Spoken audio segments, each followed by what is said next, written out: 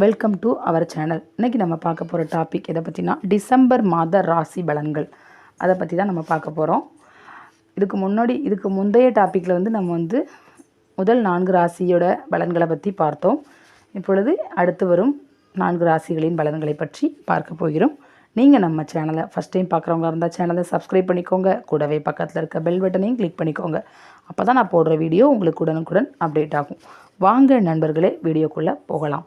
சிம்ம ராசி நண்பர்களே, இந்த டிசம்பர் மாதம் சுக்கிரன் உங்களுக்கு பலத்துடன் 3 மற்றும் 4ஆம் பாவங்களில் வலம் வருவதால் கணவன் மனைவி ஒற்றுமை உங்களுக்கு அதிகரிக்கும். மனைவி வழியில் உங்களுக்கு எதிர்பாராத பணவரவுகள் உண்டாகக்கூடிய சூழலும் உண்டாகும். சிலருக்கு புதுவீடு கட்டும் யோகமும் உருவாகும். குரு 9ஆம் இடமான பாக்கியஸ்தானத்தில் இருப்பதால் திருமண தடைகள் விலகி உங்களுக்கு நல்ல திருமண யோகம் சேரும். தொழில் வியாபாரங்கள் கண்டிப்பாக செழிப்பை தரும். பொன் பொருள் சேர்க்கை இந்த நேரங்களில் உங்களுக்கு உண்டாகும். 2ஆம் இடத்தில் கேது சஞ்சரிப்பதால் ஜாமீன் கையெழுத்து போடுவதை யாருக்கும் தவிர்க்கவும். பணம் கொடுக்கல் வாங்கல் விவகாரங்களில் மிக மிக மிக கவனம் தேவை. இம்மாதம் சூரியனும் செவ்வாயும் பலமிழந்து காணப்படுவதால் முன் கோபத்தால் தேவையற்ற பகைகள் உருவாகக்கூடிய சூழல் உண்டாகும். அவசர முடிவுகளை தவிர்க்கவும். புதன் 5ஆம் இடத்தில் பலவீனமாக இருப்பதால் ஞாபக மறதியால் பணமிழப்புகள் ஏற்பட வாய்ப்புகள் உள்ளது. சோம்பல் மந்த நிலை காணப்படும். சிறிதளவு கவனம் மிக மிக அவசியம்.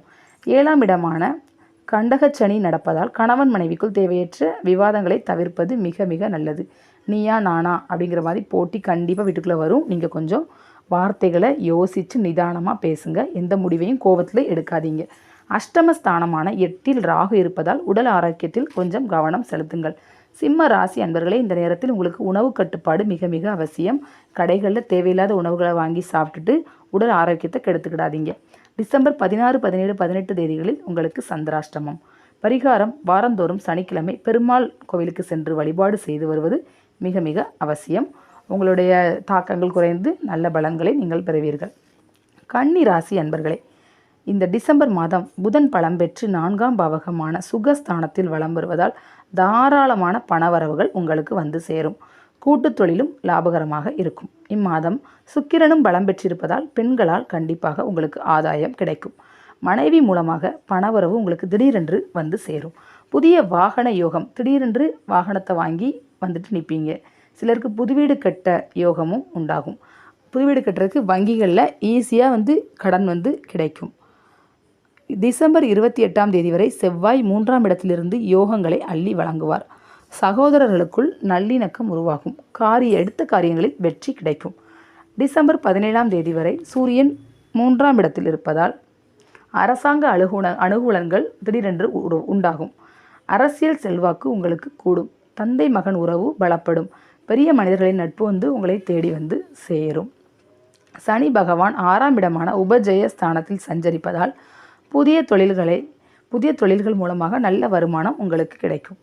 ராசிக்குள் கேது இருப்பதால் மனக்குழப்பங்கள் காணப்படும். புதிய நபர்களிடம் கொஞ்சம் உஷாராக பழகுவது உங்களுக்கு நல்லது. தேவையில்லாத விஷயங்களில் எப்பொழுதும் தலையிடாமல் இருப்பது மிகவும் நல்லது. 7ஆம் இடத்தில் ராகு இருப்பதால் கணவன் மனைவிக்குள் தேவையற்ற வாக்குவாதங்கள் உருவாகும். பண விவகாரங்களிலும் சிறிதளவு கவனமுடன் இருப்பது நல்லது. இந்த நேரத்தில் உங்களுக்கு மனக்குழப்பங்கள் கொஞ்சம் அதிகரிக்கும். நீங்கள் மனசை போட்டு குழப்பிக்கிடாமல் எதையும் யோசிக்காமல் இருக்கிறது ரொம்பவே நல்லது. அஷ்டமஸ்தானத்தில் குரு சஞ்சரிப்பதால் வீண் ஆடம்பர செலவுகளை குறைப்பது நல்லது. சேமிப்புகள் கரையும் அபாயமும் இருக்குது. அதனால் கொஞ்சம் பண விஷயத்தில் கொஞ்சம் கவனம் தேவை. டிசம்பர் 22, 23, 24ஆம் தேதிகளில் உங்களுக்கு சந்திராஷ்டமம். பரிகாரம்: வாரந்தோறும் வியாழக்கிழமை தட்சிணாமூர்த்தி வழிபாடு செய்து வருவது நல்ல நற்பலன்களை தரும்.